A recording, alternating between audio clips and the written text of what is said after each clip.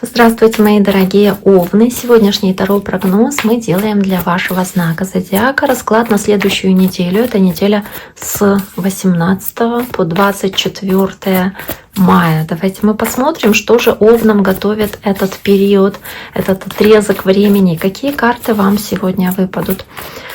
Я делаю расклад по дням недели, то есть на каждый день недели мы достаем по одной карте, соответственно, из основной, а затем из дополнительной колоды, и смотрим на те сочетания карт, которые у вас выпадают, и уже смотрим, соответственно, какие-то комбинации, стараемся с вами вместе разобраться, почему именно они выпали в тот или иной день.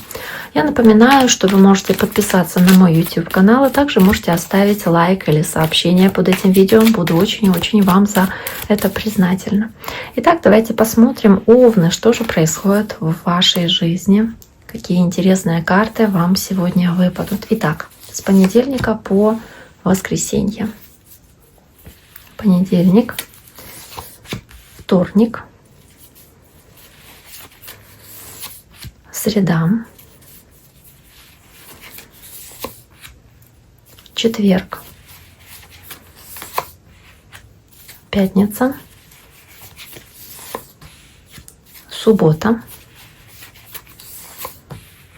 воскресенье. Первая карта отшельника. Почему она вдруг выпала, да, у вас?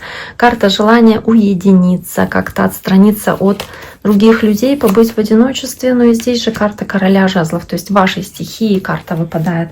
И она в целом и показывает, что да, вы скорее всего по этой карте хотите побыть в одиночестве, может быть, даже для того, чтобы выполнить какую-то работу, чтобы не мешали вам другие люди, чтобы вы могли сосредоточиться на деталях.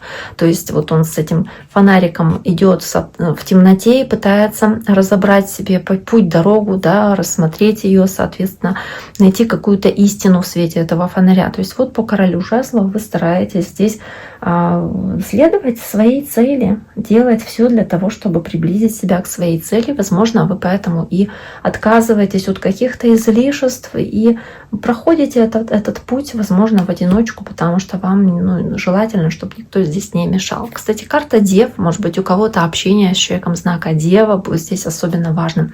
Дальше идет карта двойка кубков. Она здесь называется любовь. Она действительно говорит о чувствах, о чувстве родственной души, да, родства душ, о какой-то близости.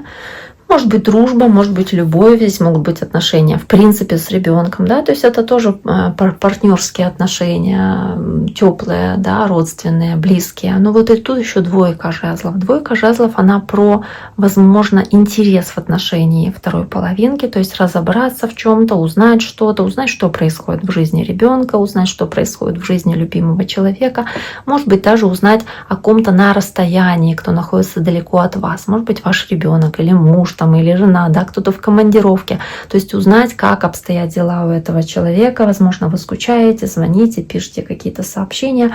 Но есть ощущение вот этой дистанции, пустоты, если мы говорим о двойке жезлов как таковой. И какое-то как ощущение ожидания.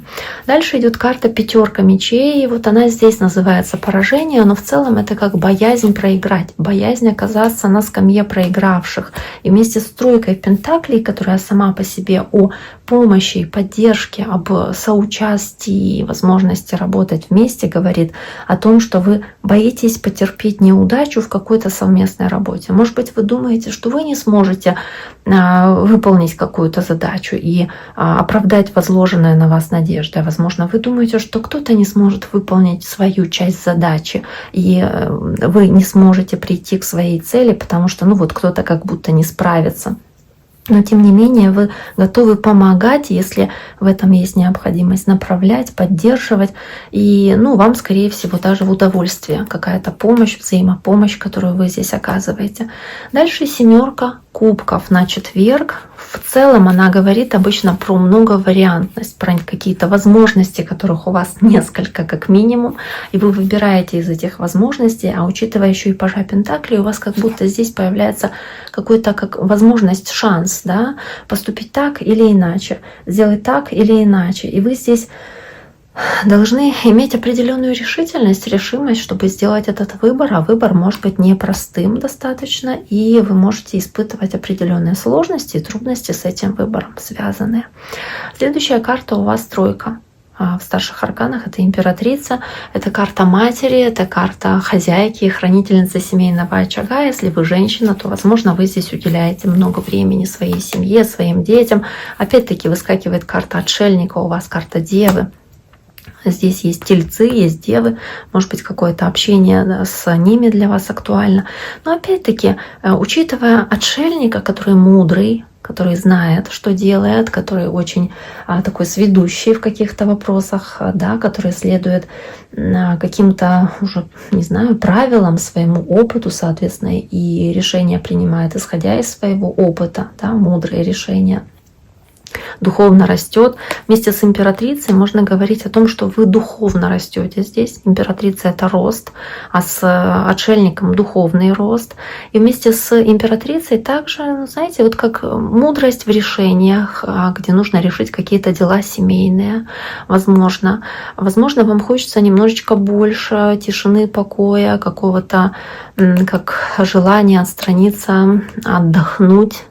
Но с картой отшельник, да, то есть, может быть, вы от чего-то отказываетесь здесь, осознанно, как аскезу от чего-то отказываетесь, что могли бы получить в этот день. Может быть, от чего-то, что могло бы по императрице.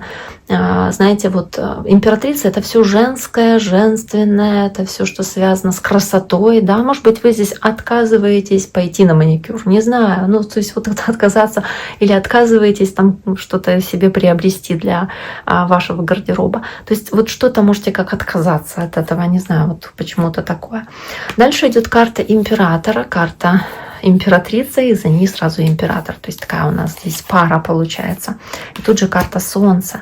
Здесь очень много, вообще, во-первых, император — это ваша карта Овны, да, еще с картой Солнца — это процветание, это радость, это счастье, это ощущение своих лидерских вот этих амбиций, которые у вас есть, и они заложены изначально в вас, а вместе с Солнцем это еще и ясность ума и взгляда на вещи, которые у вас здесь есть. И в целом вы здесь смотрите как будто с трона, с высока на происходящее, и все четко понимаете и видите. То есть здесь очень хорошо принимать какие-то решения, здесь очень хорошо строить планы на будущее, управлять чем-то, руководить чем-то, да, вот очень хорошая для этого карта. Дальше идет принцесса кубков, водная стихия, она достаточно нежная, ранимая, такая водная, говорящая про водный знак зодиака. Здесь может быть общение с водным знаком, вроде раков, рыб или скорпиона, но тут же еще и туз жезлов есть. То есть принцесса кубков — это как новость, информация, которая к вам может прийти, или возможность, которая к вам приходит, предлагается. И это может послужить новым начинанием или каким-то первым шагом к важным переменам. Какая-то хорошая возможность может постучаться к вам в двери, и у вас будет достаточно сил, чтобы ее принять.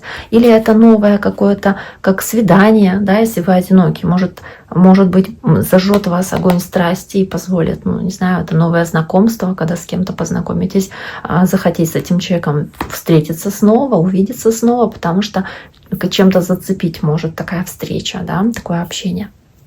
Итак, дорогие мои, на этом сегодняшний таро-прогноз для овнов мы завершаем. Я всем желаю всего самого хорошего. Берегите себя. До скорого.